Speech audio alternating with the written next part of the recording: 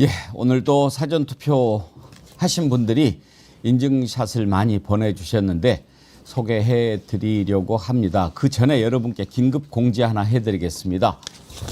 오늘 밤 9시에 이재명 후보와 깜짝 인터뷰를 하기로 했습니다. 여러분 정어리 TV 꼭 오셔야 되겠죠? 예, 8시 반에 문을 열어놓겠습니다. 8시 반에 여러분 들어오셔가지고 이재명 후보랑 제가 인터뷰할 때 어떤 거 물어보면 좋겠다 하는 것들 많이 좀 올려주세요. 그러면 제가 대신해서 물어봐 드리도록 하겠습니다. 8시 반에 문을 열어놓고 9시부터 이재명 후보와 깜짝 인터뷰 하도록 하겠습니다. 이재명 후보 바쁜데 우리가 또 물어보고 싶은 게 많지 않아요? 여러분 많이 기대해 주십시오. 이재명 후보와의 깜짝 인터뷰.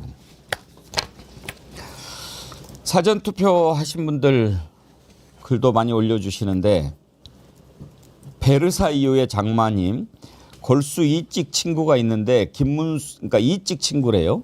김문수는 무능해 보여서 안 될 것 같아서 준석이 찍으려고 했는데 토론 보고 나서 경악해가지고 이번에는 투표 안 한다고 그러네요. 이 친구는 끝까지 설득해서 1번으로 돌려보겠습니다. 파이팅! 한강 아리수님, 저희 아들 이름이 이준석이에요. 어떡하죠? 놀림당하고 욕할까 봐 걱정인데 얘 이름을 바꿔줘야 할까요? 한강 아리수님 좀 기다려보세요. 제가 이준석이한테 이름 바꿔보라고 그럴 테니까요. 바다향기님, 앵커님 저 마니라는 아이디를 쓰던 불치병 딸아이 아빠 기억나시죠? 완치는 아니지만 기적적으로 딸 아이의 건강이 호전돼서 이제사 가입 신청했습니다. 가입비가 비록 적은 금액이지만 딸 아이 거액의 병원비에 정신적인 여유가 없었다는 핑계로 가입 엄두도 내지 못했습니다. 이제 병세도 호전되었으니 기쁜 마음으로 100만 정어리를 위해 더욱 열심을 다하겠습니다. 바다향기님 어제 정기회원 가입해 주셨는데 아유 안 하셔도 돼요. 근데 따님이 건강이 호전됐다고 그러니까 너무나 감사합니다. 제가 오늘 아침에 생각나는 분이 한 분 계셨는데 추억의 메텔님이라고 계시거든요. 항암 치료 하시는데 문득 안부가 궁금해서 오늘 더욱 기도를 했는데 댓글은 못 올리더라도 계속 보신다고 했는데 안부가 궁금합니다. 쾌차하시기를 다시 바라겠습니다. 혹시 인증샷 올라온 게 있으면 한번 좀 보고 갈까요? 예, 오늘도 사전투표 레드 희영님은 어디에 찍으신 거예요? 팔뚝인가? 예. 그리고요 인천 지키미님 손등에 찍으셨습니다. 피노키오님, 파란 하늘을 배경으로 송산 3동 사전투표소에서 찍으셨습니다. 저 파란 하늘을 향해서 활짝 편 5손가락 좋습니다. 서인낭자님 인증샷 감사합니다. 현겸맘님 이렇게 어려운 걸 쓰셨어요. 현겸 아드님이 달리미님은 평촌에서 사전투표하셨습니다. 놀고 싶다님 사전투표 하셨으면 가서 노세요. 예, 이렇게 사전투표 참 행렬이 대단하지요. 제가 어제 아침에 일찍 하기를 얼마나 잘했는지 모르겠어요. 낮에 보니까 그냥 줄이 엄청 길더라고요. 지금 뒤에 배경도 사전투표소로 향하는 행렬을 지금 했는데 위에서 보니까 아주 골목으로 쭉 이렇게 이어져 있죠. 자, 오늘 함께 하실 세 분 패널 나오셨습니다. 김유정 민주당 국민화합위원회 수석 부위원장님 어서 오십시오. 투표하셨어요? 아니요, 저 오늘 이거 끝나고 합니다. 정치 1번지 끝나고요. 네. 바쁘셨군요. 네. 어디에서 하실 거예요? 저희 관내에서? 예, 일단 관내에서 하고 이제 그다음 행선지로 또 이제 가야 되니까요. 오늘은 어떨지 모르겠는데 네. 관외로 가면 덜 기다릴 수도 있어요. 그럴까요? 관외가 또 엄청 줄이 관내가 이렇게 길더라고요. 또 줄이 길어가지고 근데 되게 출퇴근 시간에는 관내가 더 길어요. 왜냐하면 이제 출근해가지고 자기 네. 집 아닌데 거기서 얼른 하고 가시려고 하는 분들이 많고 그것도 잘 줄 봐가지고 줄잘 서겠습니다. 관에 잘 서시기 바랍니다. 네. 김정욱 민주당 선대위 언론특보님 어서 오십시오. 네, 안녕하세요. 투표하셨어요? 김정욱입니다. 예, 어제 딱 정오에 점심 때 얼마나 많은 분들이 나오나 네. 해서 관 내에서 한데 굉장히 많이 나오셨더라고요. 예. 그래서 투표열기라고 하는 게 과거랑은 좀 다르구나라는 생각이 들어서 근데 조금 보니까 오늘은 약간 좀 주춤하는 느낌입니다. 아직 배고파서 더 이게 올라가는 속도 예. 보니까 그래서 조금 더 주변 분들에게 투표 좀 독려해 주셔가지고 꼭 오늘 40%가 좀 넘었으면 좋겠습니다. 40% 넘을 것 같기도 하고 지금 10시 투표율은 23.33%였거든요. 혹시 11시 집계가 나왔습니까? 24.55라고 24.5. 네, 예, 기준. 24.5. 그래서 이제 어제가 아마 2.01%인가 2.1% 차이가 났는데 오늘 보니까 1.119 정도로 줄었어요. 그래서 추세가 좀 떨어지는 것 같아서 점심시간에 왕창 오실 것 같긴 한데 더 많이 오셔서 40%가 넘게 해주셨으면 좋겠다. 이런 아직까지 배고프다 이런 말씀을 드립니다. 박영식 시사 에디터님 네. 투표하셨어요? 예, 어제 저는 오후 3시에 관내에서 관내에서? 했습니다. 근데 너무 많이 오셔가지고 야 줄을 서서 한참을 기다렸습니다. 예, 저는 사는 곳이 노원동 쪽인데 그쪽에서도 이렇게 많은 분들이 투표를 기다리셨구나라는 거를 피부로 느끼면서 야 이게 진짜 윤석열을 응징하고 싶은 분들이 얼마나 투표가 마려우셨을까 그 현장에서 느꼈습니다. 사실 이번에 엄청난 사전투표 행렬을 보면서 제가 아까도 민심의 쓰나미다 이런 말씀 드렸는데요. 얼마나 투표를 우리가 하고 싶었습니까? 제가 이런 열기를 느꼈던 게 강서구청장 보궐선거 할 때였어요. 제가 그 말씀 드리려고 했어요. 예. 그때 다른 지역 사시는 이 국민들이 시민들이 나도 강서구 살고 싶다. 그래요. 빨리 투표하게. 예. 그 마음이 지금 읽히는 것 같아요. 네. 그때 정말 말로 할 수 없는 윤석열의 짓들을 보면서 정말 저거 끌어내려야지 그랬는데 강서구에서 민심을 보여줬잖아요. 그래도 반성을 안 해요. 반성을 안 해. 반성 안 하는 게 윤석열이나 이준석이나 왜 그러면 그렇게 똑같은가? 왜 한 분은 빼십니까? 김문수. 김문수. 그렇죠. 셋 다. 그래서 70대 윤석열, 60대 윤석열, 40대 윤석열 이렇게 나오는 거죠. 저는 사람만 혼냅니다. 국민의힘이요. 주구장창 단일화만 목매달다가 이제 단일화가 물 건너가니까 겨우 내세우는 구호가 뭔지 아십니까? 이재명 독재하면 안 된다예요. 이재명이 독재를 했습니까? 이재명이 대통령입니까?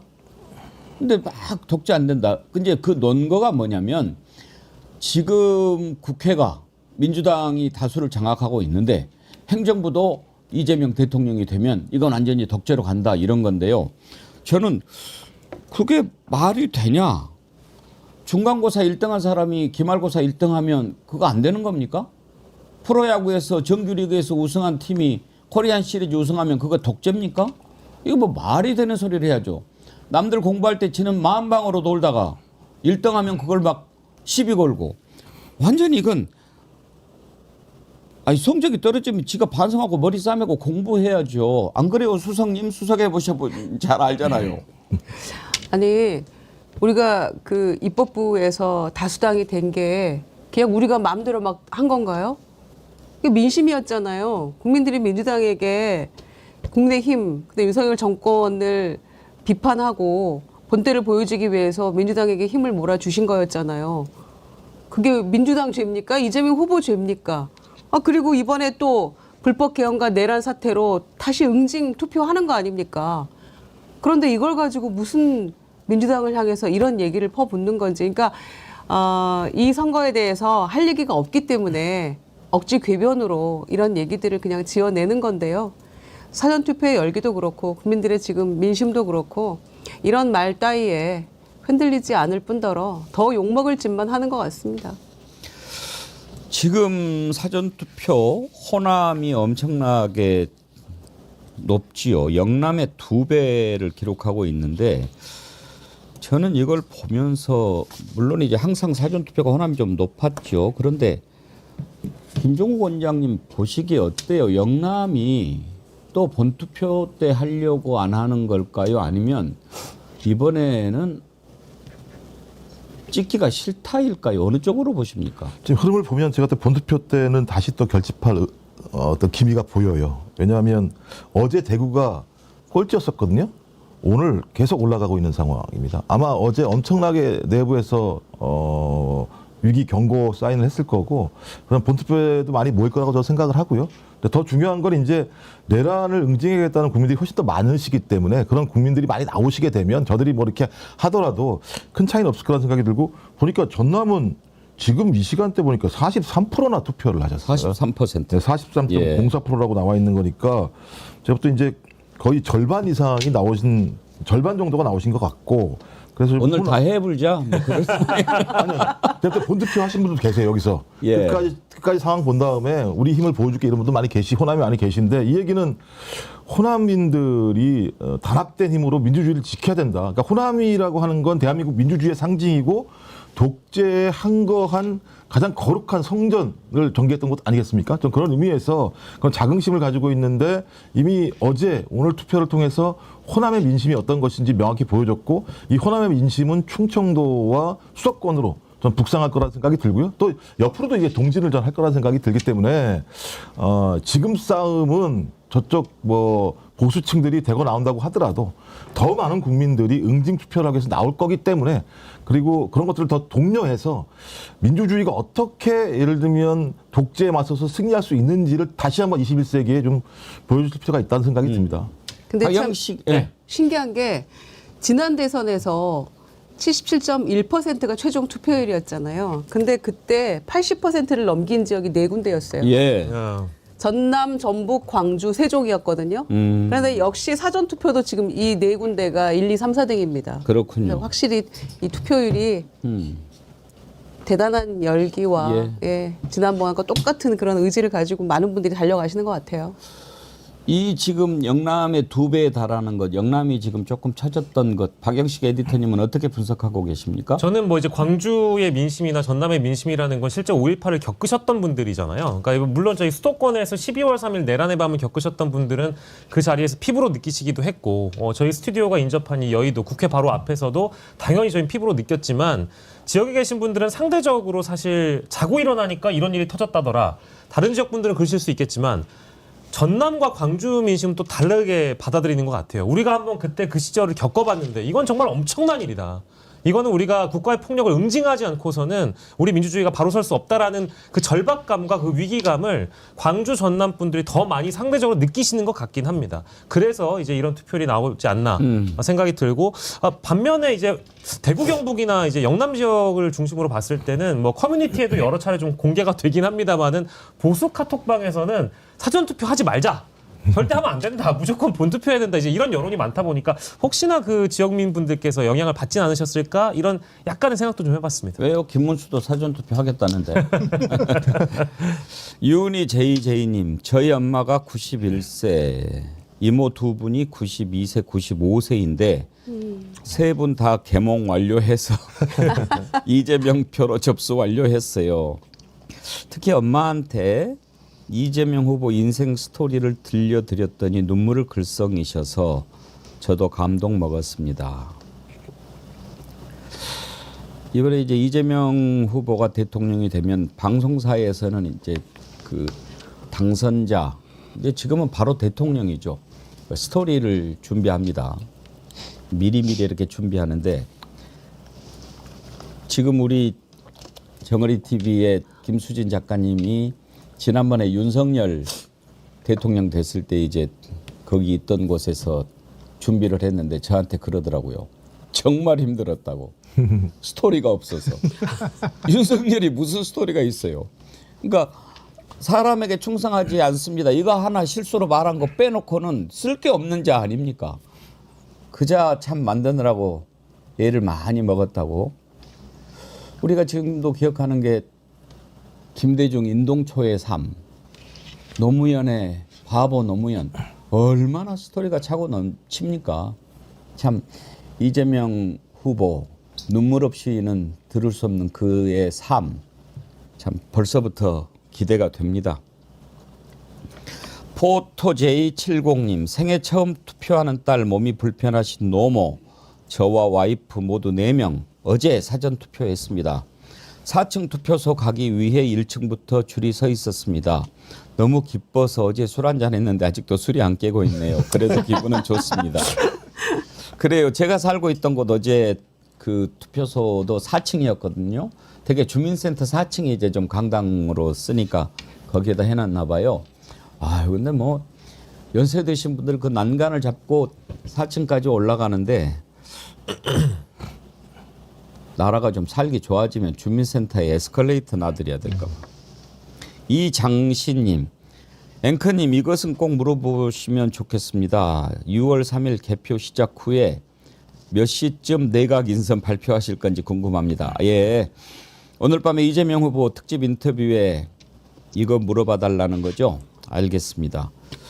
내각 인선 6월 3일은 아니고 이제 6월 4일 날 취임식을 하나요? 취임식 약식으로 합니다. 약식으로? 보통 국회에서 하죠. 예.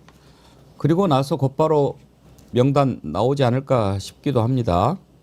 이경란님, 민주당에서 3표가 부족하다고 해서 어제 거동이 불편한 어머니 모시고 가서 사전 투표하고 왔습니다. 어머니 같이 휠체어를 타고 키가 작은 분들이 투표하기가 불편하더라고요. 그래도 부족한 3표 중에 1표는 보충했네요.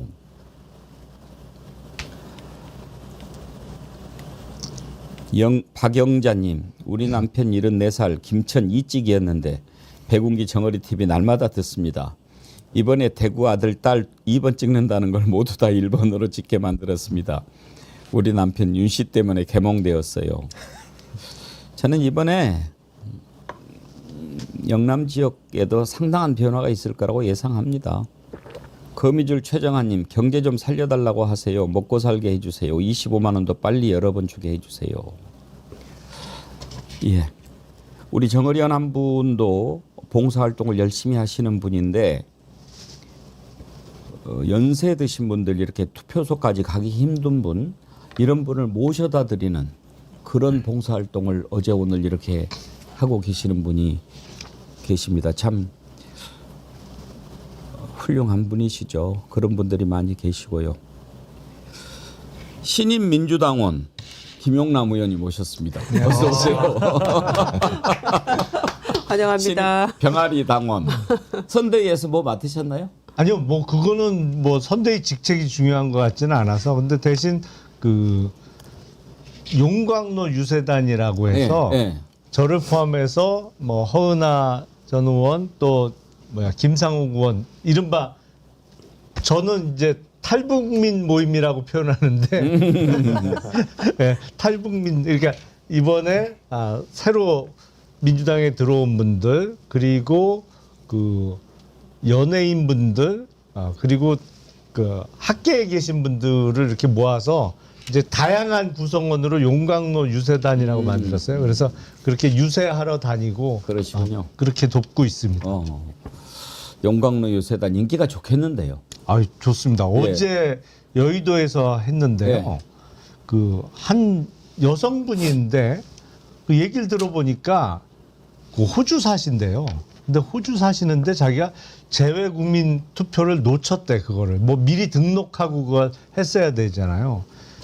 그래갖고 비행기 타고 서울로 들어오신 거예요. 사전 투표하려고. 그래서 영남 지역도 혹시 가보시나요? 영남이요? 예. 저는 아직 못 갔고요. 딴 분들은 갔었습니다. 예. 영남의 변화가 좀 궁금해가지고 혹시 근데 이렇게 저렇게 얘기를 들어보면 일단 그 이른바 진영 간의 투표율이 조금 차이가 날 수 있을 것 같고요.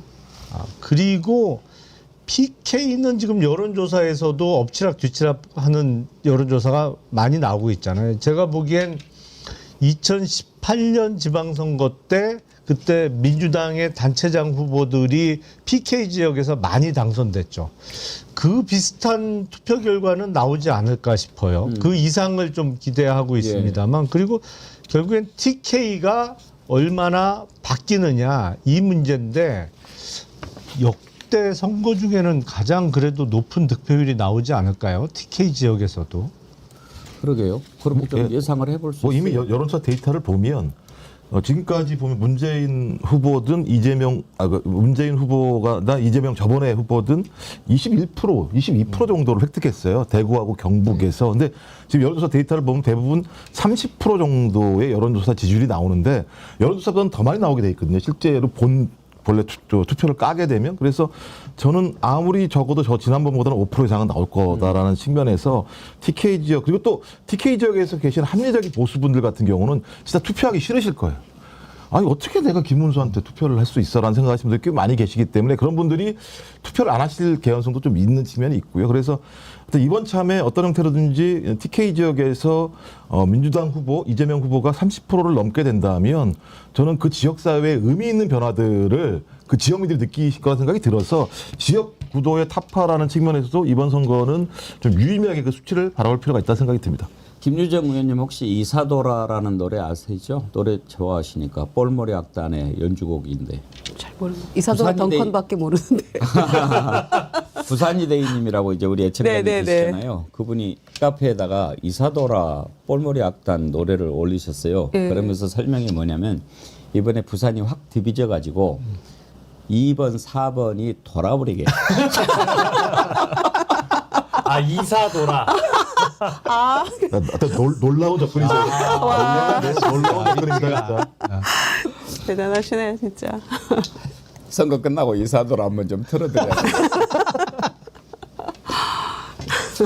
자, 이제 새봄 나라를 향한 국민들의 갈망이 이제 투표소에서 실현되고 있는데 오늘 김용남 의원님도 오셨고 이준석 이야기 좀 한번 해봅시다. 저는 참 지난번에 결단 내리신 거 잘했다 싶은 게 지금 나오면은 모양도 빠져요. 근데 안 나올 수도 없었을 거예요, 만약에 그렇죠. 그러셨다면. 예, 이게 뭡니까? 그 제가 생물학적으로 표현을 하면 그 동종 교배가 위험하다고 얘기하거든요. 그렇잖아요. 그게 열성 인자가 예, 점점 예. 강화돼서 동종 교배는 위험하다고 그러는데 지금 개혁신당이 딱 그 모양새예요. 그러니까 처음에 개혁신당을 만들 때 그래도 이런저런 사람 뭐 당의 규모는 대단히 작아도 그래도 서로 약간 다양하게 이질적인 사람들이 섞여 있다가 뭐 저도 나왔습니다만 허은하 전 의원도 나오고 그리고 민주당 쪽에서 합류했던 조응천 이원욱 의원도 지금 이준석 캠프에는 일절 관여를 안 하고 있는 거로 알고 있거든요. 그러니까 이리저리 다 떠나고 딱 고만고만한 사람들만 모여 있어요. 거기는. 예. 그러니까 그 필터링이 안 돼요. 이런 말도 안 되는 그 미리 준비한 발언이잖아요. 그 문제된 발언은 미리 나름대로는 치밀하게 준비한 발언입니다. 그래서 그거를 일부러 이재명 후보를 공격하기 위해서 권영국 후보를 이용해서 그렇죠. 던진 거죠. 근데 그걸 그렇게 준비하는 과정에서 누군가 야, 안 된다 이거. 말이 되냐 지금 대선 TV 토론회인데 이런 표현을 쓰고 이런 주제로 더군다나 정치와 외교 안보 관련한 질의 시간에 이걸 묻는다는 게 말이 되냐라고 누군가는 브레이크를 걸었어야 되는데 생각이 다 비슷한 사람들끼리만 모여서 자기네들끼리 얘기하고 그리고 맨날 들여다보는 게 펜코 사이트 들여다보니까 이게 걸러지지가 않는 거예요. 그 문제적 발언이 나온 이후에 대응이 더 황당해요. 사실은 이준석 후보가 사과라는 단어만 입에 담았지 내용을 보면 이게 사과 아니에요? 난 잘못한 거 없는데 예. 내 발언에 어디 혐오가 있어? 혐오라는, 예. 이런 식이잖아요. 그리고 그걸 또 옹호하는 뭐 개혁신당 소속의 천하람 의원이라든지 전직 도의원 출신들의 방송 발언을 봐도 전혀 잘못한 거를 지금 깨우치지 못하고 있어요. 이건 위험해요. 이게 지금 다른 나라에 이미 성행하고 있는 이른바 극단적인 정당 정치의 모습이 우리나라에 본격적으로 시작되는 단계다. 이렇게 생각됩니다. 외국에 보면 지금 독일을 비롯해서 유럽이나 이런 데 보면 한쪽에 완전히 치우치고 극단적인 주장을 하는 정당들이 있잖아요. 제가 보기엔 딱 그 모습이에요. 지금 개혁신당의 모습이. 가까이서 지켜보셨잖아요. 짧은 시간이라도. 네. 걔가 왜 그렇게 됐다고 생각하십니까? 근데 생각하는 그 방법이 약간 다른 것 같아요. 다른 사람하고. 그 어떤 예가 있냐면 이제 개혁신당 만든다고 저도 이제 창당 단계부터 합류를 했습니다만 그 어떤 커다란 지식산업센터 건물에 사무실을 얻고 창당 준비도 하고 이제 창당에서 한동안 그 사무실을 썼거든요. 근데 구내식당에서 점심을 먹다가 어떤 분이 저를 알아보시고 자기 이준석 대표 좋아한다. 그리고 개혁신당이 잘 됐으면 좋겠다. 그러면서 인사를 나눴는데 저희 사무실에 사은품 같은 거를 들고 오셨어요. 예. 그게 뭔가 했더니 시중은행의 그분이 지점장이에요.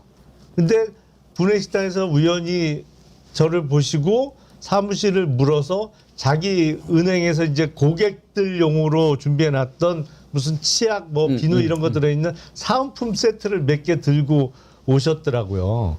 그래서 감사하게 잘 쓰겠다고 인사를 하고 당시 이준석 후보한테 그 얘기를 전했죠. 아 이렇게 지점장님인데 응원한다고 이렇게 고맙게 사은품을 몇 개 갖고 오셨다 그랬더니 당연히 그러면 아유 감사하네요. 뭐 이렇게 반응을 해야 되잖아요. 그렇죠.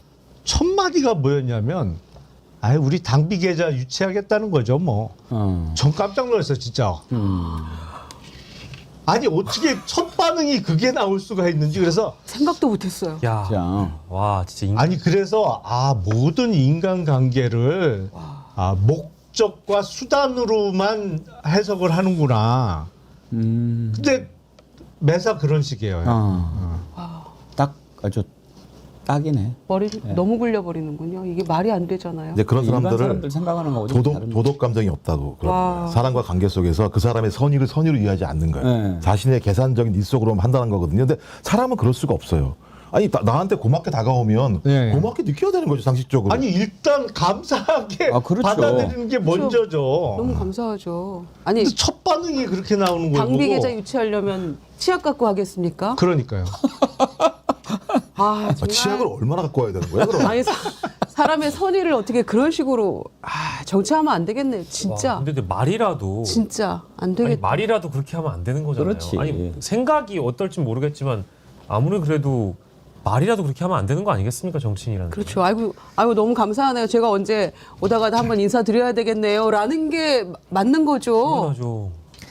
가까이 있는 사람들한테서 이제 그 얘기들이 많이 나오잖아요. 아이고야. 제가 또 들은 안모 의원의 경우에는 또 그런 얘기를 하더라고요. 명절 때 국회의원회관으로 이렇게 선물이 막 오잖아요. 네. 그런데 그 안모 의원은 예를 들어서 뭐 저기 있으면 좀 보좌진들도 좀 나눠주고 그래야 되잖아요. 뭐 또 과일도 오고 뭐 전부 그냥 집으로 보내라고 그런대요. 싹 다요? 싹 다. 와. 그래가지고 정말 막 시발시발 욕을 막 그렇게 하는 걸 제가 들었는데 진짜 국물도 없는 거네요. 아니, 그건 너무한 거지. 아니 그거 그래도 명절에 보좌진들도 과일 하나는 들고 가야 되는 거 아닙니까? 당연하죠. 그거 다 나누고 또 그 방원 아저씨들도 계시고 청소 아주머니들도 계시고 함께 하는 가까이 거죠. 있는 사람들이 잘 알아요. 근데 방금 김영남 의원님 그 사례를 들어보니까 정말 이럴 때 뭐라 확 깬다고 그러나요? 네. 그렇죠. 뭔가 이제 발언을 듣자마자 사람이 헉 하는 게 있잖아요. 그러니까 아예 무방비 상태에서 생각지도 못한 발언을 들었을 때 일방적으로 언어 폭행을 당한다는 그런 느낌이 들거든요. 근데 이번 대선 후보 TV 토론은 사실상 대국민 언어 성폭력 행위를 우리가 헉 하고 들은 거기 때문에. 근데 아까 들어주신 사례는 물론 그것보다는 좀 경미할 수는 있겠지만 생각하지도 못한 이 우리 사회가 합의한 선을 넘어가는 발언이 막 튀어나오니까 사람이 당황하게 되고요. 저희가 마침 이준석 후보 얘기를 하는데 또 오늘 사과 아닌 사과를 또 했답니다. 또 했어요 오늘. 오늘이요? 네, 오늘 당원들에게 메시지를 보냈대요. 이메일을 보냈더라고요. TV 토론 중 부적절한 표현의 수위로 상처받으신 모든 분들께 깊이 사과드린다라고 얘기를 하면서 모든 책임은 저에게 있고 어떤 변명도 하지 않겠다라고 언론은 또 이제 포커스를 맞출 텐데 그 뒤에 쭉 가보면은요. 부적절한 발언에 대해 사과를 하면서도 민주당을 향한 비판을 빼놓았지 않았는데 민주당은 급기야 저 이준석을 국회의원직에서 제명해야 한다는 말까지 서슴지 않고 꺼낸다며 사실을 기반으로 누군가의 의혹을 검증하고 공익적 문제를 제기한 것에 대해 정치적 보복을 한다라는 식으로 반박을 했어요. 근데 이 표현 자체도 여전히 반성을 안 하고 있다는 겁니다. 아, 이제는 정치 보복 프레임으로 끌고 가려고 그렇죠. 하는군요. 예. 아니, 그러니까 사과는 가장 중요한 게 조건을 안 붙여야 돼요. 그렇습니다. 잘못했습니다 해야지. 근데 이준석 저는 제가 그때 말씀드렸잖아요. 이준석이 사과했다. 진심으로 뭐 심심한 뭐 사과를 표한다. 뭐 이렇게 얘기를 했다고 그래서 제가 전문을 들어봤는데 스쳐 지나가듯 그 부분의 표현에 대해서 뭐 약간 하고 또 계속해서 하지만 뭐 이렇게 이야기를 하더라고요. 그건 사과가 아니죠. 어제 MBC 뉴스데스크에 재미있는 댓글이 하나 떴더라고요. 한번 보여주시겠어요? 젓가락으로 하늘을 가려라.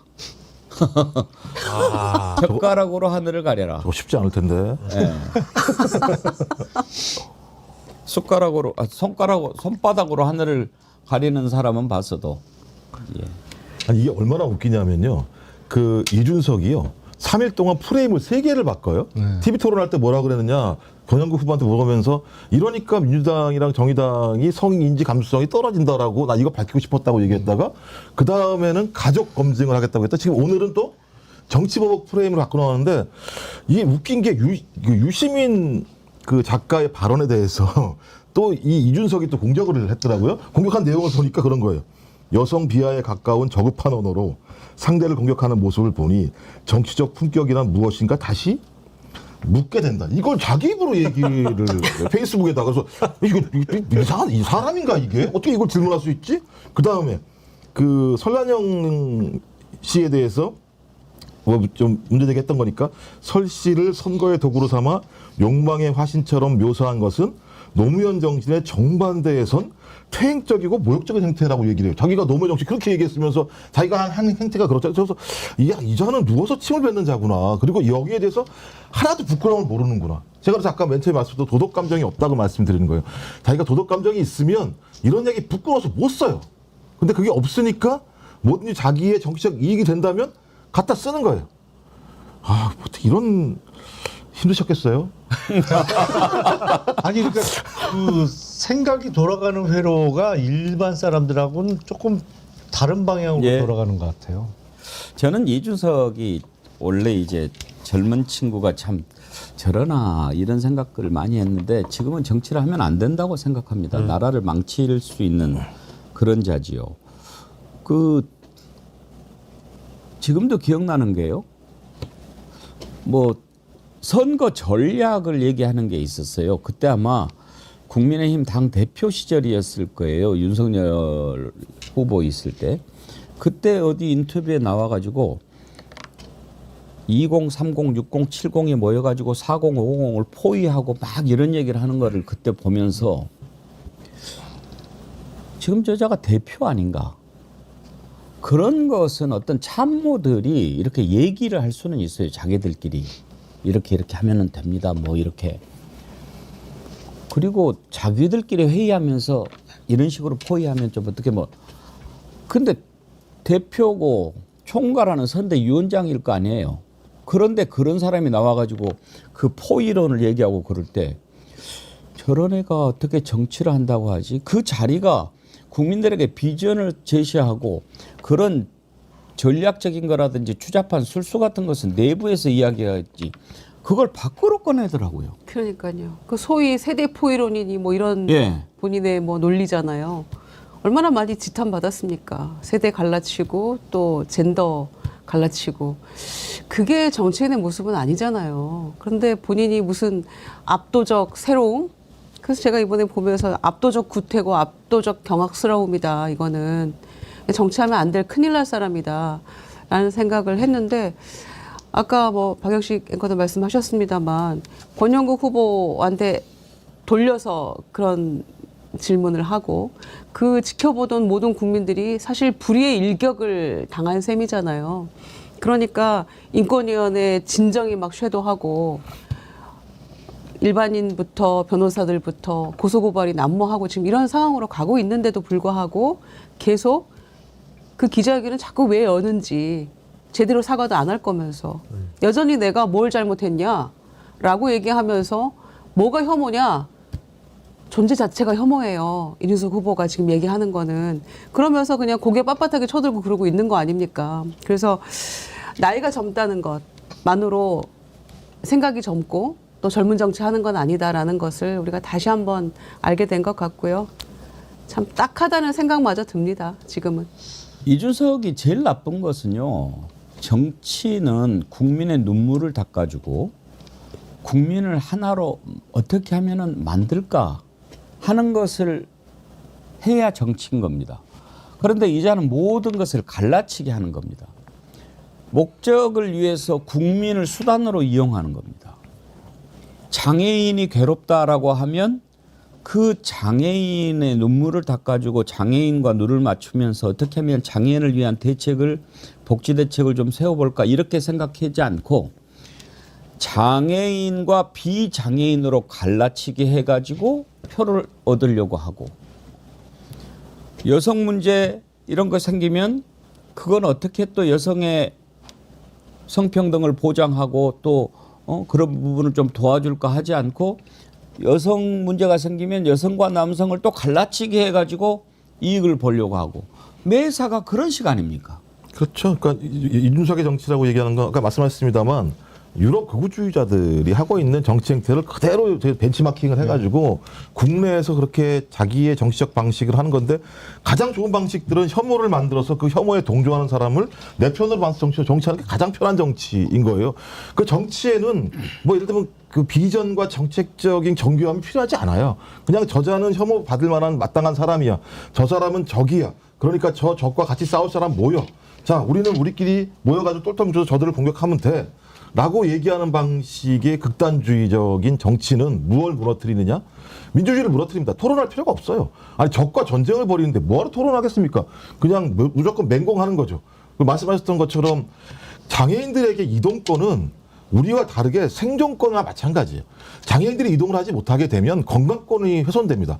건강권이 훼손되면 그분들 같은 경우는 더 어려운 상황에 처할 수밖에 없기 때문에 평생 그것을 위해서 해달라고 요구를 하고 있는데 그 절박한 요구와 관련해서 다른 사람들이 출근 시간을 5분, 10분 더 늦어가게 된다. 이걸 볼모로 잡는다는 식의 얘기를 하는 건 또 다른 혐오를 만들어서 장애인들을 고립시키려고 하는 책동이고 그런 책동은 무엇을 위해서냐?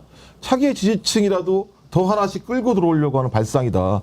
이건 진짜 대한민국을 가장 안 좋은 사회로 끌고 가게 되는 가장 큰 원동력이기 이런 때문에. 자는 절대 정치하면 안 됩니다. 그럼요. 바다의 한계님, 저는 다 떠나서 노무현 대통령 묘소에서 눈물을 짜내느라 눈알 뒤집어 까는 거 보고 경악했습니다.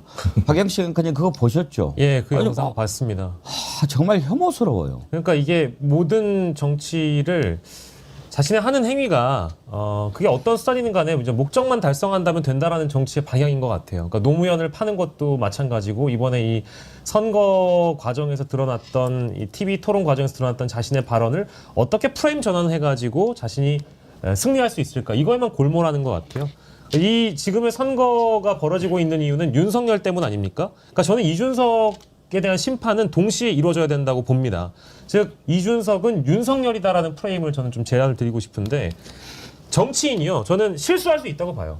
근데 실수한 이후에 어떻게 그것을 복구하는가, 어떻게 사과하는가, 어떻게 진정성 있는 모습을 보여주는가의 그 태도를 보면서 또 정치인에 대한 평가가 동시에 이루어진다고 보는데 왜 이준석과 윤석열이 다르지 않느냐 생각해보면 다른 게 1도 없어요. 그러니까 언론 대다수가 윤석열한테 이것이 잘못됐고 이것은 비판받을 지점이 있고 이것은 반드시 국민 앞에 고개를 숙여야 하고 이것은 패륜적이고 반인륜적이고 반민주적이다라고 얘기한다면 한 번쯤은 돌아봐야 됩니다. 자기 자신을 돌아봐야 됩니다. 근데 사과하지 않죠. 근데 윤석열은 극우 유튜브에 미쳐 있었잖아요. 아까 김용남 의원이 말씀 주신 대로 이준석은 특정 커뮤니티에 미쳐 있다고 저는 보죠. 그래서 그 안을 못 벗어나는 겁니다. 오로지 자기 확신, 자의식 과잉, 자기 객관화가 안 되는 사람 윤석열이었거든요. 그래서 내란과 동일하게 그 폭력적인 발언을 내뱉은 겁니다. 그 이후에 사과도 없죠. 윤석열과 뭐가 다릅니까? 정필성님, 앵커님 우리 이제 희망적인 얘기 해봐요. 조금 있으면 밥 먹어야 하는데 젓가락질해야 되거든요. 아 그런 곤란함이 있네요. 아이 참 이거 젓가락질 잘해야만 밥을 먹나요? 꼭 끌어 드십시오. 예, 희망적인 얘기 하는데 한 가지만 더 하고 갈 테니까 정필성님 양해해 주십시오. 지금 뉴스타파가 그 뉴스타파 기자가 이준석한테 이렇게 질문하려고 막 가는데 그 옆에 있는 보좌관이 막 밀어내고 뭐라고 막 윽박 지르는 거 영상 혹시 보셨는지 모르겠는데 뉴스타파를 왜 그렇게 대하냐 하면 뉴스타파가 최근에 이준석 그 성접대 의혹 계속 논란이 되지 않았습니까? 국민의힘 윤석열 그쪽에서 이거 가지고 엄청 울고 먹었죠. 이준석이 조금 말 안 들으면 너 이거 깐다. 그래가지고 조금 깨갱하면은 봐주었다가 또 고개 들면 깐다. 뭐 이랬던 거 아닙니까? 걔네들이 그냥 다 그거 틀어지고 마음대로 해먹어 보려고 했는데 세상에 비밀 없습니다. 이게 이제 다 드러났어요. 뉴스타파가 그 성접대 의혹을 뒷받침하는 휴대전화 문자 메시지 내역을 확보를 딱 한 겁니다. 거기 보면 그때 이제 이준석 접대했던 사람이 뭐 김모 씨 아닙니까? 선물 리스트, 접대 리스트가 다 이렇게 나와 있고 결정적으로 카톡 내용이에요. 이게 카톡인가 뭔가 뭐 텔레그램인가 아무튼 이게 나왔는데 거기에 보면 금일 오후 5시에 이준석 의원이 도착할 예정입니다. 5시에 제가 픽업 후 저녁 같이 먹은 다음에 아마데우스로 8시에서 9시 사이에 이동하겠습니다. 금일 숙박을 하고 다음날 아침 일찍 올라갈 예정이라 숙소 준비해 주세요. 그랬더니 대표님 리베라 호텔 몽골 귀비는 로얄 스위트로 의원님은 스위트룸으로 이준석 의원 오늘 숙소도 리베라로 잡아놓았습니다. 유성으로 모시는 것이 좋을 것 같은데 어떠하신지요? 시간이 너무 이를 것 같은데 뭐 이르지 않다면 알겠습니다. 유성으로 준비하겠습니다. 그 다음에 더 골 때려요. 대표님 저희 유성에서 대기하고 있습니다. 예. 이준석 의원과 집에서 와인 한 잔 중입니다. 곧 끝날 것 같은데 유성 어디로 가면 될까요? 저번에 이준석 의원님 모셨던 곳입니다. 한 번이 아닌 거예요. 국군 휴양소 후문 쪽입니다. 나갑니다. 짜잔. 지금 출발했습니다. 예, 알겠습니다. 예, 여기에서 이제 제가 참 충격을 많이 먹었어요. 웨이터 내려가면 뒷좌석 금일산 약 1개 전달하세요. 1개면 됩니다. 김영남 의원님, 이거 예? 술 깨는 약은 아니겠죠? 무슨 약인가요? 그게? 글쎄 뭔 약인가? 금일대학에서 나왔나요? 네? 금일산이라고 그래가지고. 이렇게 딱 증거가 다 나와버렸는데 이걸 이제 또 이준석이는 뭐라고 그러냐면 뉴스타파는 항상 사실관계를 거꾸로 뒤집는다. 이걸 수사 안 한 게 아니라 가세현이 폭로한다고 들고 나와서 이걸 검찰이 수사해서 무혐의 받은 거다. 내용을 들여다보고 말이 안 되니까 무혐의가 나온 거지 덮어서 안 나온 게 아니다. 저 장부라는 거 내용이 보면 민주당 의원도 이름 나온다. 후보자 비방의 목적으로 마음대로 뒤집어서 보도하는군요. 꼭 이런 식의 맨 마지막에 너 이거 후보자 비방으로 나 법에 걸 거야. 이렇게 협박하는 거 아닙니까 김영남 의원님? 그런 거죠. 근데 글쎄 제가 알기로는 저게 2013년도 일이라 오래전이라 공소시효가 도과돼서 그러니까 예. 그 범죄는 공소시효라는 게 있잖아요. 범죄 발생일로부터 뭐 범죄 종류에 따라서 몇 년이 지나면 기소를 할 수 없는 그게 있어서 그 불기소된 거지 혐의가 없어서 무혐의 처리가 된 거는 아닌 걸로 알고 있는데. 예. 약간 정치인은 사법처벌보다 그 진실이 더 무서운 거 아닙니까? 예? 진실을 감추고 진실이 드러나면 그게 정치인 끝나는 거지. 진실의 힘을 이길 수 있겠습니까? 근데 아직 무고 사건은 남아 있어요. 무고. 네. 그러니까 어떻게 된 거냐면 저 성 접대 의혹 저걸 이제 뇌물로 볼 거냐 아니면 성매매로 볼 것이냐 그거는 조금 그 갈릴 수가 있는데 시효가 다릅니까? 시효가 다르죠. 아. 예. 시효가 다른데 그 사건이 검찰에서 불기소 결정이 된 게 그 작년 9월 5일이에요. 근데 공교롭게 같은 날 명태균 게이트가 터졌잖아요. 처음에 명태균 게이트는 김건희가 김영선 전 의원의 공천 개입한 거 아니냐 이게 의혹의 핵심이었거든요. 근데 첫 일성이 이준석 후보가 그때 그거는 영부인의 선의의 조언일 수 있다 이런 반응을 내놨어요. 그 말도 안 되는 얘기인데 어떻게 대통령의 배우자가 여당 정치인 공천에 대해서 그 개입을 한 게 선의의 조언일 수가 있어요. 근데 왜 저러나 저런 말도 안 되는 멘트가 왜 나오지 그러는데 공교롭게 검찰의 사건이 이제 불기소로 결정 나는 쯤이었던 거예요, 그게. 그래서 그 고소를 했던 사람이 불기소 결정을 받은 다음에 다시 그거에 대해서 항고를 했는데 정확하게 말씀을 드리면 성매매 의혹을 제기한 사람에 대해서 이준석 후보가 고소를 한 게 이게 무고 아니냐. 이거거든요. 그렇군요. 핵심은. 근데 그 사건이 아직 서울 고등검찰청에 있으면서 결정이 안 나고 있습니다. 그러니까 최종적으로는 좀 지켜봐야 돼요. 법률적인 결론은. 녹수님, 아따 그 약 회스탈이여. 녹수님 재미있었습니다. 양인주님, 김영남 의원님, 허은하 대표님과 같이 이준석의 사당에서 벗어나 당원 중심인 민주당에 오신 걸 극렬히 환영합니다 하면서 슈퍼챗 보내주셨는데, 아유 감사합니다. 예, 양인주님 민주당원이신가 봐요.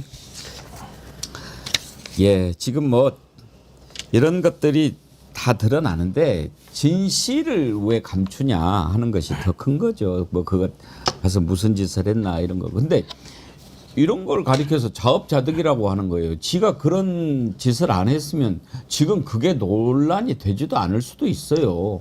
어차피 뭐 뉴스타파가 보도를 취재를 했으니까 드러나긴 하겠지만 긁어부스럼 만들고 지가 더 이런 것을 이슈되게 만들어버린 거 아닙니까? 그렇습니다. 그러니까 노무현 정신을 열심히 팔고 다니다가 뉴스타파 이명선 기자인가요? 그 질문하러 갔는데 보좌관이 딱 막아버리고 질문을 받아주지 않았잖아요. 그게 노무현 정신이 아닌 걸 보여줬고요. 그리고 그 이후에 또 기자회견을 그 대선 후보 TV 토론에서 나왔던 발언과 관련돼서 두 번째 기자회견을 했을 때로 제 기억을 합니다. 자신과 관련된 검증을 얼마든지 해달라고 얘기를 했어요. 자, 지금 저희가 검증을 하고 있습니다.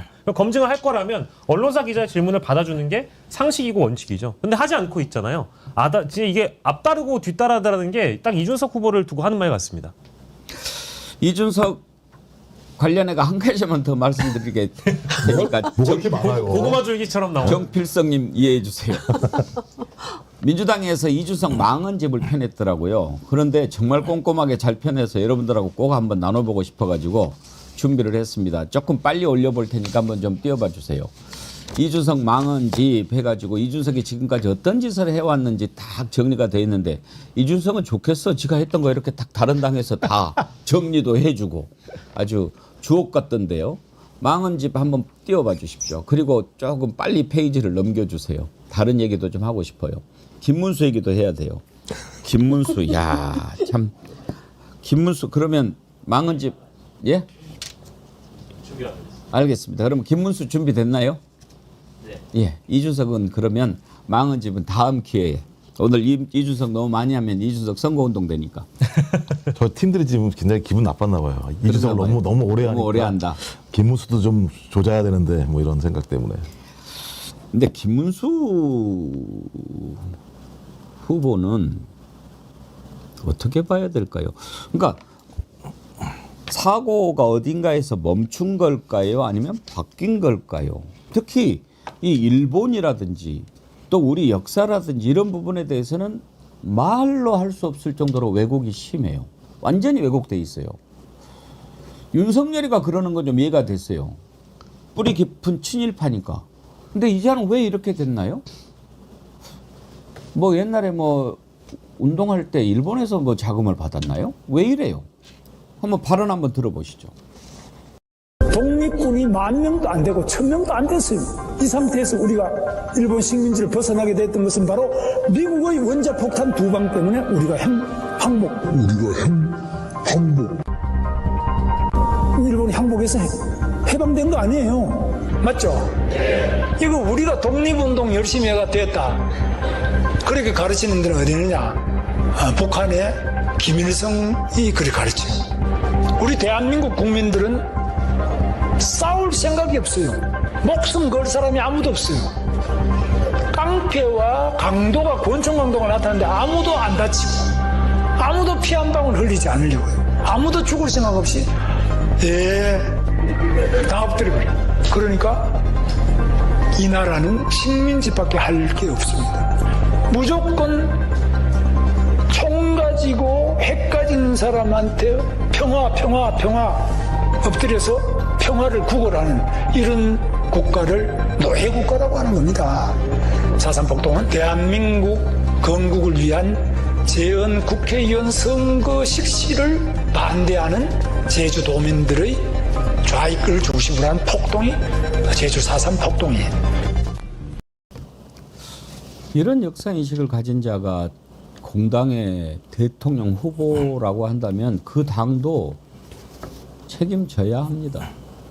아니 어떻게 우리의 독립운동을 저렇게 폄하하고 그러니까 지네 아버지 국적이 일본이라는 말이 나오는 거 아닙니까, 김유정 의원님?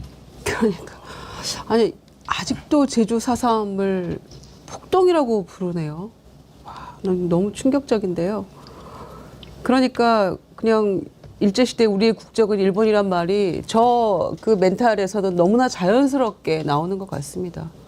근데 이런 사람을 어떻게 대선 후보로 세우는 이 당이 정상이며 그러니까 그런 생각을 하고 있으니까 탄핵도 반대하고 내란도 동조하고 부정선거 음모론에 갇혀서 아스팔트 우파와 함께하고 사전투표를 해놓고도 사전투표에서 부정이 발견되면 우리가 판을 엎어버리면 된다, 뒤집어버리면 된다라고 했던가요?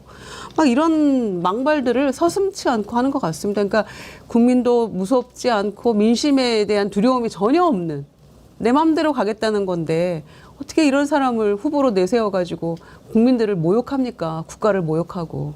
들을수록 화가 나는 발언인데 저 발언이 최근 발언은 아닌 것 같지만 그 맥락에서 지금 계속되고 있는 거 아닙니까? 김문수 후보의 이 멘탈을 관통하는 그런 사고체계 아니겠어요? 도저히 상상할 수 없는 발언들을 막 쏟아내놓고 있네요.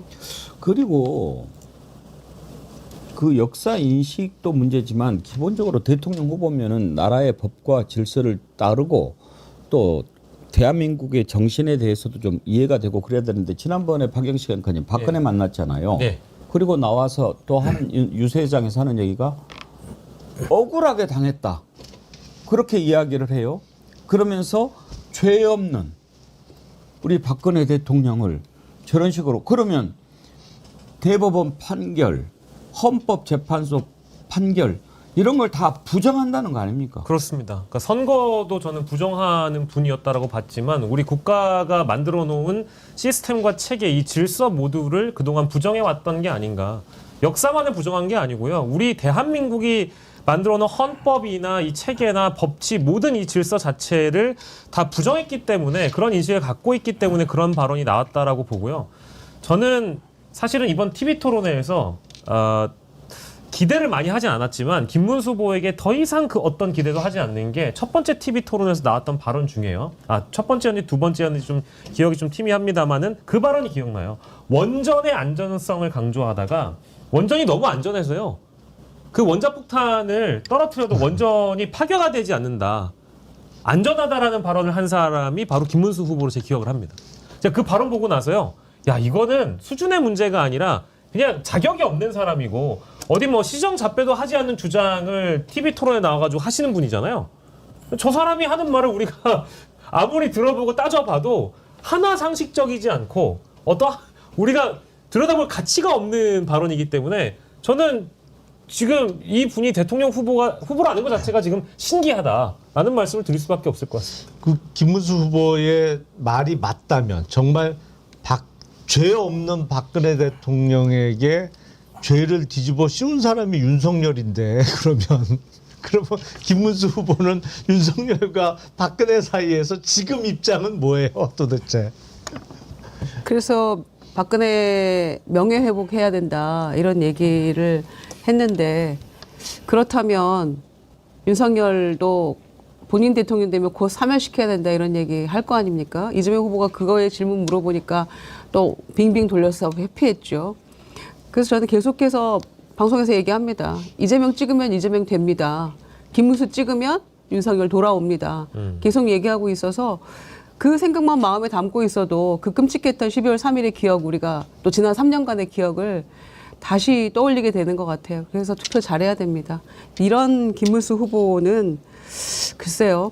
그 정권에서 뭐 찾아갈 사람이 없기도 합니다. 원로라고 할 만한 사람도 없고. 그러나 탄핵당한 두 대통령과 끊지 못하고 부패 사범이었던 뇌물죄로 감옥 갔다 온 이명박 만나서 도와달라고 얘기하는 이 후보에게서 뭐 어떤 희망도 우리가 엿볼 수 없잖아요. 네, 제가 볼 땐 권력 상실에 대한 공황장애가 있는 것 같아요. 그러니까 이게 삶 자체가 무슨 뭐 진보나 보수를 떠나서 왜냐하면 본인이 권력을 잡을 수만 있다면 이명박 전 대통령한테 뭐 이승만, 박정희를 다 합친 것보다 더 위대한 사람이라고 설명을 하면서 자기의 권력들을 분점하려고 했던 측면도 있었었고 그 이후에 본인이 정치적으로 재기가 안 되니까 전광훈 목사와 함께 창당을 해서 거기에 가서 고개 숙이고 눈물 흘리는 이런 모습. 그러니까 본인이 적어도 노동운동계의 중요한 대부 중에 하나였다고 한다면 그런 행동에 대해서 부끄러워하고 그렇게 곁불도 쬐지 않아야 되는 상황인데 끊임없이 이명박, 정광훈에게 충성을 보여줌으로써 자기의 어떤 남아있는 어떤 권력에 대한 욕망들을 끊임없이 채우려고 했던 측면들이 꽤 있는 것 같고요. 또 하나는 과거 운동권이 뭐가 문제가 있냐면 이 독재랑 싸우다 보니까 운동적이 또 매우 위계적으로 만들어져 있어요. 그래서 매우 관료적으로 돼 있는 상황들이 많이 있습니다. 그래서 매우 권위주의적인 태도들을 많이 가지고 있어요. 이게 잘 해결되지 않았었기 때문에 김문수가 뭐 예를 들면 소방관 119 저 통화 내용도 그렇고 하나 행태를 보게 되면 뭐 그 이후의 문제도 있습니다만 그 이전부터 본인이 가지고 있었던 그런 어떤 위계적인 권위주의적인 사고방식들이 꽤 많았다는 생각도 들었고요. 역사관은요. 이게 대부분 역사관이 변한 게 2003년, 4년도 뉴라이트가 등장하면서부터인데요. 이 뉴라이트가 등장하면서 누구랑 결합되느냐? MB계랑 결합되면서 권력을 나눠 먹기 시작을 해요. 그래서 자기들 스스로가 이 권력을 자기의 정확한 어떤 권력 장악의 역사적인 사관으로 다 수용을 해서 이후에 그 내용들을 줄기차게 얘기를 하고 거기서 뭐가 나오느냐? 돈이 나오고 조직이 나오고 권력이 나옵니다. 전 그래서 여기에 쭉 젖어 있는 사람이다. 그래서 권력 상실에 대한 공황장애를 가지고 있고 이 공황장애를 극복하기 위해서 누구에게 계속 충성을 보여줌으로써 권력의 찌끄러기들을 계속 분점해 왔는데 갑자기 이번에 대통령 후보가 된 거예요. 본인도 놀랬죠. 그냥 앉아서 가만히 있었을 뿐이었는데. 한마디로 지금 그 김문수 후보도 그렇고 그쪽 당은 지금 제정신이 아닌 것 같아요. 제정신이 아니에요. 그냥 막 뭐 이해는 가요. 이해는 가. 아니 지난번에 정청래 의원이 이렇게 연설하는데 빨간 옷 입고 있는 사람이 1번 하면서 같이 가서 춤춘 것은 그렇다 치고 손학규 전 대표 가가지고 막 오늘 아침에 그래서 이재명을 지지했습니다 막 이랬잖아요. 그때까지만 해도 그러려니 했는데 한 사람 또 있어요. 이거 참 어떻게 봐야 돼요. 계속 이렇게 한두 번이지. 한번 보실래요? 누가 그랬는지? 아이고. 매일같이 주민들 분들로부터 계속 지금 구박받고 있습니다. 제 구박받는 거 멈춰주기 위해서라도 제발 이번 이재명 후보 찍어주셔야 합니다. 김문수 후보입니다. 김문수 후보. 예, 죄송합니다. 예, 이번 김문수 후보 찍어주셔야 합니다. 1번입니다. 저렇게 간절히 다들 이재명 후보를 응원을 해주시니까 저건요. 감사하죠. 단일화를 너무 많이 하다 보면 생기는 후유증 아닌가요? 지금은 이재명이다라는 게 확인되면서 발언들이 아니면은 그 평소에도 계속 그런 얘기를 많이 하셨잖아요. 그 이재명은 안 됩니다. 이재명은 아닙니다. 이재명 다노스에 대항해야 합니다. 이걸 계속 하다 보니까 이제는 뇌가 이재명이라는 단어에 살짝 절여져 있는 분들이 저 당에 많단 말이에요. 근데 저는 사실 저 장면을 보고서 손학규 씨도 그렇고 안철수 의원도 그렇고 대다수의 국민의힘 인사들 중에는 일부 그런 투표 과정에서의 실수도 있을 것 같아요. 들어가서 계속 이 뇌가 이재명에 절여져 있다 보니까 들어가서 딱 찍고 나서 딱 찍고 제가 잘못 찍었는데요. 이재명을 찍었습니다. 이 투표지 교체가 안 될까요? 아니 진짜 이게 이런 일이 벌어질 수 있다. 아니 그렇지 않고서 어떻게 저렇게 공식적인 석상에서 이재명 후보를 찍어달라고 합니까? 이야 정말 아이고. 아니 안철수 의원님 왜 그러셨어요? 예, 제가 대장동 그 백현동 근처 사는데요. 많은 분들이 저한테 이재명을 찍으라고. 아닙니다. 이름이 뭐였죠? 번호가 뭐였죠? 손가락이 없어서 잘 모르겠습니다. 아이고 참. 고생하십니다. 참 이런 형국이니 뭐 이제 투표 오늘 사전 투표하고 이제 본투표 끝나면 곧 우리가 맞을 새봄나라 축제로 승화를 좀 시켰으면 싶습니다. 이문화님 사전 투표하고 왔네요. 1번 꼭 찍고 집에 돌아오는 길 기분이 좋아요.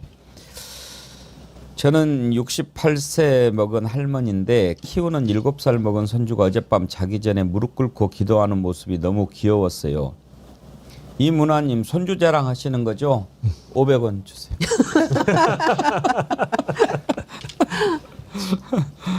예. 신두렵님, 앵커님 이쯤에서 박영식님 성대모사 합시다.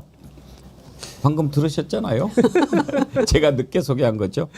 김용남 의원님 성대모사. 김용남 의원이 지난번 했는데. 김용남 의원이 계신데 여기서 계속. 아니 근데 저도 이제 우리 박영식 앵커가 성대모사를 하는 거 보고 예. 그 제가 방송 나가서 하는 걸 다시 봤어요. 너무 비슷해? 너무 느려서 못 듣겠더라고요. 그래서 저도 1.5배속으로 들었어요. 그래서 제가 간만에 들으니까 내가 말이 이렇게 느린가?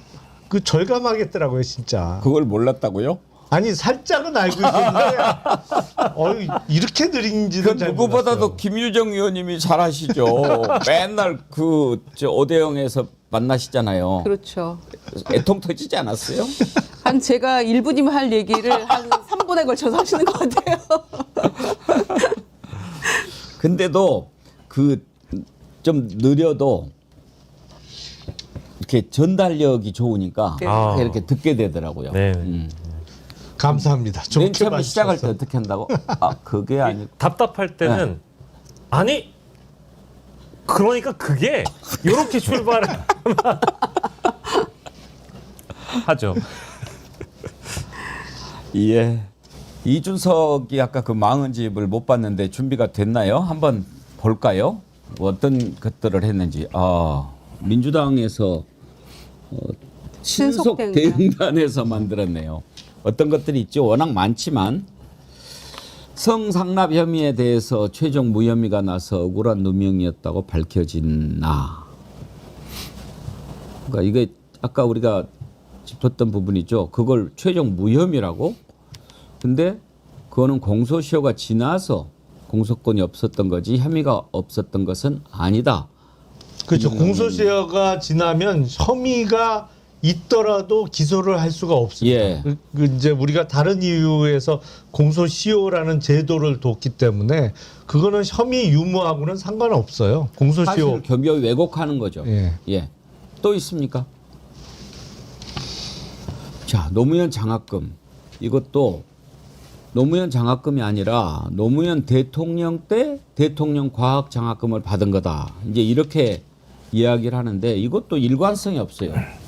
노무현 대통령께서 저한테 직접 장학 증서를 주시면서 저에게 하셨던 말씀이 기억난다. 이렇게 얘기를 했는데 김유정 의원님 그때는 그 뭐 100몇 명인가 장학생들 모아놓고 대통령이 일괄적으로 이야기했던 거 아니에요. 근데 마치 자기한테만 이야기한 것처럼 그렇게 말한 거 아닙니까? 그렇죠. 저거 봐서는 그냥 한 몇 명 혹은 본인 혼자만 특별히 노무현 대통령으로부터 장학금을 받으면서 그런 격려의 말씀을 들은 것처럼 이렇게 들리잖아요. 그러니까 저렇게 해놓고 또 내가 언제 그랬냐라고 또 다른 걸로 논점을 흐리고 본질을 바꾸고 이런 게 일상화가 돼 있는, 체화돼 있는 것 같습니다. 제가 보기엔. 그러니까 이제 이런 비판들이 나오면 이거를 이제 또 어떻게 기술적으로 방어하는지에 대해서도 DNA가 분명히 있는 인간이다 보니까 노무현 전 대통령이 이준석 당시에 그 장학생에게 뭔가를 주는 사진을 자기가 또 캡처해서 올린 걸로 제가 기억을 합니다. 자, 봐라, 나 받지 않았냐. 내가 직접 노무현한테 그 얘기를 들었다라는 식의 그런 반박인데 여기에서 본질은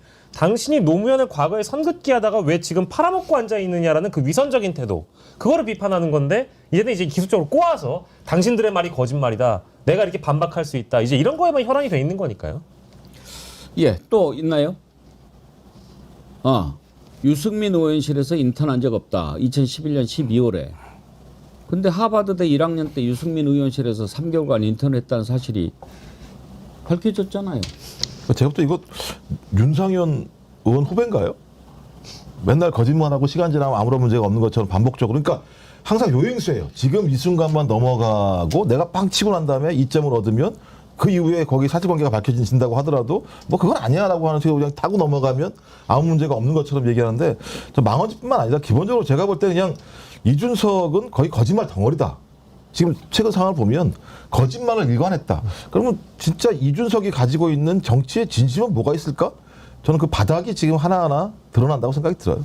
너무 많으니까 한번 좀 세트로 쭉 봅시다. 그 다음에는 뭐 있습니까? 시끄럽게 하는 진짜 미친 X들이 아닌가 싶다. 이건 철거민연합 시위에 대해서 하는 거예요. 층간소음에 대응하는 소시민의 짜증 트윗 정도로 이해해달라. 저렇게 말해놓고 그런 말을 또 이렇게 둘러치고요.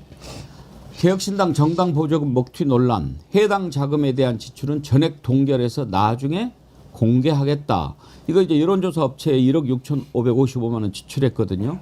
그걸 두고 이렇게 이야기한 건데 이 부분은 이따가 김영남 의원님한테 한번 좀 물어보도록 하겠습니다. 그리고 규정 미비라고 한다면 규정을 입법하기 위한 조치를 하겠다. 이런 식으로 해놓고 정치자금법 발의도 안 해요.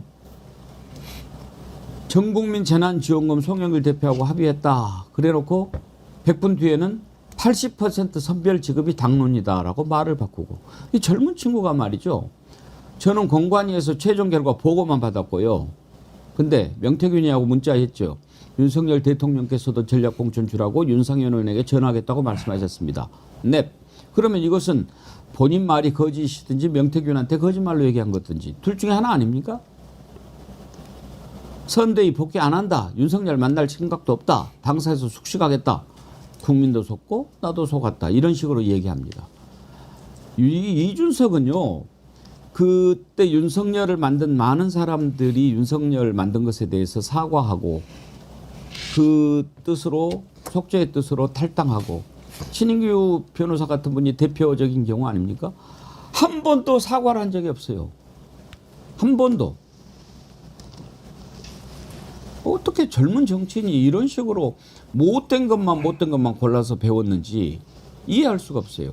김영남 의원님 아까 당 내부에서 한 거 그런 것도 말이 바꾸면 논리적으로 이렇게 됐다라고 하지 않고 그냥 막 딴 얘기를 해버리고 어떤 이슈가 생기면 다른 이슈로 그걸 막으려고 하고 순전 그런 식이잖아요. 저거 설명을 좀 드리면 저게 무슨 얘기냐면 작년 4월 총선을 앞두고 그 2월에 이른바 제3지대 빅텐트라고 해서 그 개혁신당 그리고 원칙과 상식이라고 불리던 조응천 이원욱 의원 그리고 이낙연 대표가 있는 새로운 미래 김종민 의원이 소속해 있던 거기하고 합당 선언을 했잖아요.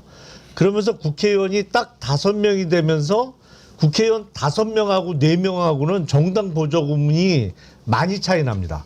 그래서 그때 정확한 제 기억은 없는데 갑자기 한 7, 8억 이상을 더 받게 됐어요. 정당 보조금을. 근데 합당 선언을 하고 일주일인가 열흘 만에 그게 깨졌거든요. 근데 그 사이에 정당 보조금을 한 7, 8억을 더 지급 받은 거예요. 그 나중에 깨지니까 정당 보조금 받으려고 일부러 원포인트로 합당했던 거 아니냐 이런 비난이 일어나니까 아니다 그러면서 그때 받은 정당 보조금 한 푼도 사용하지 않고 보관하고 있다가 나중에 뭐 국고 반납하겠다고 했나 뭐 그런 식으로 얘기를 했어요. 그래서 그 돈은 어디 묶어놓고 계좌에 그냥 담아놓고 안 쓰는 줄 알았더니 나중에 보니까 그 돈을 쓴 거야. 그러니까 그 돈을 먼저 썼어요. 그 사실은 거짓말한 셈이 됐죠. 근데 그때는 당시 이준석 당대표, 김청일근 사무총장만 그 내용을 알고 있었죠. 나머지는 뭐 둘이 돈 집행한 거를 알 방법이 있나요? 다른 사람들이? 근데요, 김영남 의원님, 워낙 이준석이 사악하고 간특한 면이 있기 때문에 이번에 이 차마 말로 할 수 없는 이런 표현 쓴 것도 뭔가 치밀한 계산 하에서 한 건 아닌가 그렇게 생각하는 분들도 있거든요. 어떻게 생각하세요? 계산은 당연히 했죠. 계획은 미리 세웠던 거죠. 그래서 그 발언 내용도 준비를 했고 이재명 후보를 공격하기 위해서 권영국 후보를 이용한 거잖아요. 권영국 후보의 입에서 그게 그렇게 되면 민주노동당에서는 뭐 당연히 그 함께 할 수 없는 발언이다라는 대답을 이끌어내려고 사전에 기획을 한 건데 근데 그거를 왜 저걸 기획했으면 어떻게 그런 말을 입에 담을 수 있느냐가 최고의 그 의문점인데 그거는 앞서 제가 말씀드린 대로 비슷한 사람끼리 모여 있다 보니까 그거가 가져오는 파장까지는 다 문제가 없다라고 생각을 한 거예요. 그걸 유효한 공격 방법이다. 그래서 권영국 후보를 이용해서 이재명 후보 측을 공격함으로 인해서 이른바 보수 진영의 대표 주자 김문수 후보는 사실 TV 토론을 통해서 별로 보여준 게 없잖아요. 뭐 효과 있는 공격도 못했고 비슷비슷한 얘기만 그냥 나열하는 수준에 그쳤지만 자기가 가장 민주당과 잘 싸울 수 있는 대표 주자라는 인식을 심어주려고 했던 것 같은데 이게 보면 그중에 가장 큰 허점이 상식이 부족해. 상식이. 그런 허점이 있었던 거죠. 알랑방규님, 방구가 아니고요. 치밀한 계산으로 한 건 맞는데 이렇게 역풍이 불 줄은 본인도 몰랐던 듯 그런 생각을 하시는데 그러면 김영남 의원님 본인은 지금 내가 생각한 대로 굴러간다라고 생각하고 있을까요? 아니면 이게 아닌데라고 생각할까요? 생각한 대로는 굴러가지 않는다고 생각하겠죠. 왜냐하면 생각보다 비난 여론이 워낙 거세니까. 그런데 지금 대응하는 거를 보면 사과 기자회견을 하루에 한 번씩 하잖아요. 그러니까요. 그러면 무슨 사과를 매일 하냐. 오히려 지금 보면 선거판에서 물론 이재명 후보에 대한 기대감 때문에 이재명 후보가 뭐 주식 관련한 언급을 한다든지 어떤 재생에너지 관련한 언급을 하면 그게 언론 보도가 많은 건 사실이에요. 근데 그 부분을 빼고는 지금 여론조사상 지지율이 몇 배 높은 김문수 후보보다 언론의 노출 빈도는 이준석 후보가 훨씬 많습니다. 그러니까 사과 기자회견 내지는 사과라는 명목으로도 매일매일 언론 잠식도가 매우 높아요. 어찌 됐든 어찌 됐든 긍정적이든 부정적이든 그러니까 제가 볼 때는 이준석 입장에서는 지금 꺾이면 안 된다고 생각할 거예요. 이걸 꺾일 수 없다. 그러니까 여기서 사과를 하게 되면 이준석 다음이 사라져버리게 되는 거죠. 말씀하셨던 것처럼 이준석은 이번 TV 토론을 통해서 누구보다도 보수층에서 이재명 후보와 가장 잘 싸울 수 있는 사람은 나밖에 없어. 보수의 미래는 나야 라고 생각을 했을 거고 자기가 그것을 확인할 수 있으려면 TV 토론을 통해서 확보할 수 있는 20, 30대 남성 그다음에 제일 문제가 60대 이상 같은 경우 김문수, 윤석열 지지층인데 이준석한테 안 오는 측면들이 있거든요. 이런 사람들을 갖고 옴으로써 본인이 이후에 보수 지형에서 매우 유력하고 가장 중요한 인물, 보수층의 합종연행의 중심이 되려고 판단했다는 생각이 들거든요. 그래서 그런 발언을 했을 거라는 생각이 들고 그런 의미에서 지금 상황에서 고개를 숙이면 안 되죠. 오히려 보수 언론들 같은 경우는 지금 유시민 작가 발언을 가지고 물을 타주고 있는 상황이거든요. 그리고 한쪽에서는 계속 이준석의 사과 아닌 사과를 갖다가 계속 보도를 해줌으로써 다시 이슈의 중심으로 오게 만드는 측면이 있기 때문에 본인 입장에서는 지금 장사가 된다고 판단하겠죠. 그리고 장사가 되는데 두 가지겠죠. 한쪽에서는 단일화를 해야 되나? 아직 하지 말고 가야 되나? 이 두 가지에 대한 계산밖에 없을 거라는 생각이 들어요. 국민의 분노는 제가 볼 땐 안중에도 없을 거라는 생각이 들기 때문에 이 두 가지 떡을 놓고 어디로 가는 게 좋을지와 관련돼서 지금도 작업하고 어제도 마찬가지로 9시에 보자, 몇 시에 보자 이런 식의 얘기 왔다 갔다 했다는 거잖아요. 단일화 문제와 관련해서. 저는 그렇다면 이준석의 머릿속에서는 자기의 정치적인 이익밖에는 고려 대상이 아니다. 저울추에 다른 것이 없다. 이렇게 보는 게 훨씬 더 좀 객관적일 것 같아요. 이게 이제 국민과 국가를 위해서 정치를 한다라기보다는 자신의 어떤 정치적 야욕을 위한 정치공학적이고 선거공학적인 행보라고밖에 볼 수가 없는 거고요. 두 번째는 아까 제가 윤석열과 이준석이 다를 게 없다라고 말씀드린 게 윤석열도요. 윤석열 정부에서 하도 나쁜 짓거리들을 많이 해서 A라는 짓거리가 논란이 되면 또 다른 더 나쁜 B라는 사안으로 뒤덮어 버린단 말입니다. 지금 단일화 거부 선언 첫 번째 이준석의 기자회견부터 시작해가지고요. 지금까지 언론을 안 덮은 게 없어요. 그러니까 언론 기술자, 공학적으로 이 상황을 이용하면서 어떻게든 한번 자기가 유리한 상황으로 비틀어 보려고 하는 겁니다. 그래서 아까 처음에 이제 앵커님이 질문하신 내용 중에는 그 발언이 다 계획되고 했고 그 이후에 순차적으로 다 이 기획된 행보 아니냐. 저는요 그 발언이 있고 나서 기자회견을 함과 동시에 자신이 어떤 이재명 후보 아들의 범죄 일람표 이런 것들을 포스팅을 해놓고 기자회견을 했던 이 행보도 다 전 계획됐다고 봐요. 이런 것들을 흘려주면 언론이 받아쓰고 자신이 했던 발언에 어떤 면죄부가 되고 이른바 세탁이 된다. 물타기가 된다라는 그 확신이 있었기 때문에 한 것이다. 정말 나쁜 사람입니다. 장정선님, 준석이는 샤워하기 전에 생각부터 씻어라. 계속 그 얘기합니다만 이자는 정치를 잘못 배웠어요. 이렇게 요즘에 뭐 유세하러 돌아다니는데 지나가는 시민이 너는 정치를 잘못 배웠다 이렇게 일침을 놓더라고요. 그 영상 한번 보시죠. 김정희 위원장님께 보람을 느낄 수 있도록 보답하고 싶습니다. 감사합니다. 네. 네. 아닙니다.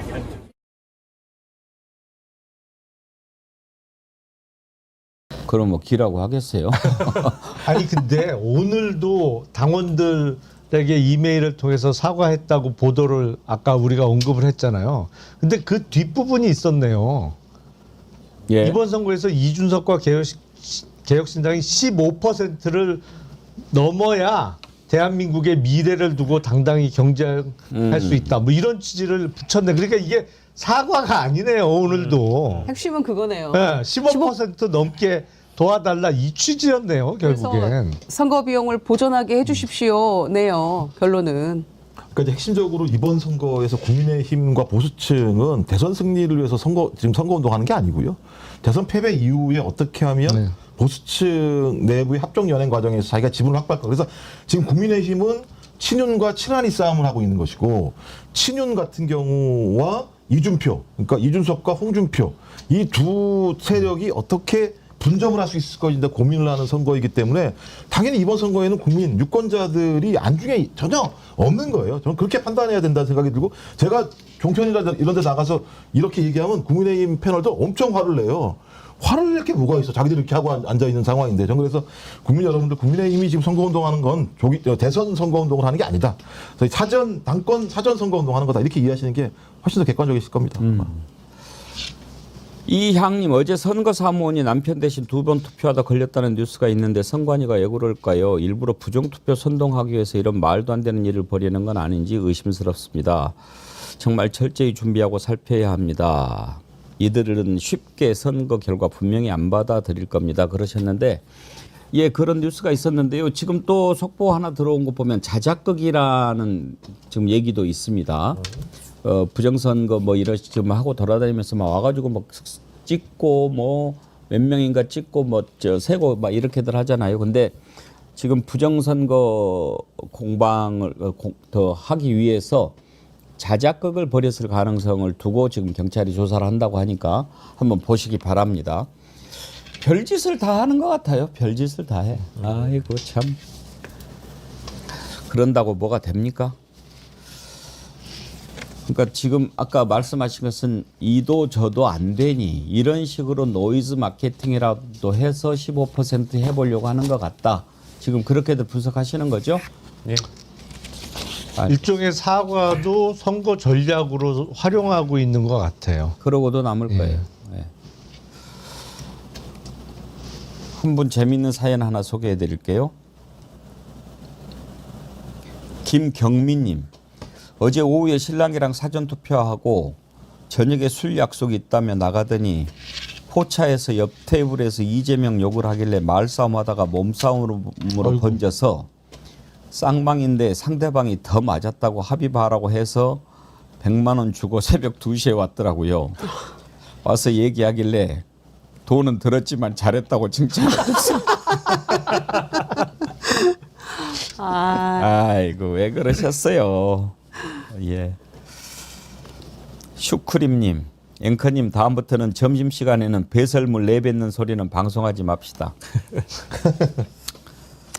제가 반성을 해야 되는지 아무튼 충분히 그 말씀 이해하겠습니다. 예, 오늘도 여러분들이 많이 참여해 주시고 또 댓글 남겨주셔서 감사드리고요.